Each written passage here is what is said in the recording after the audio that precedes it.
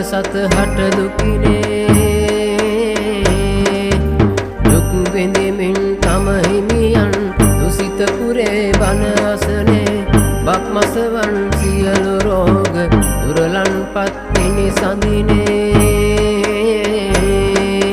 අසන් දෙවිඳු මන්න කියන දුක් බෝවිය සැම සතහට නිසංසලේ බුදුවන්නට සැම සතහට කරුණාකොට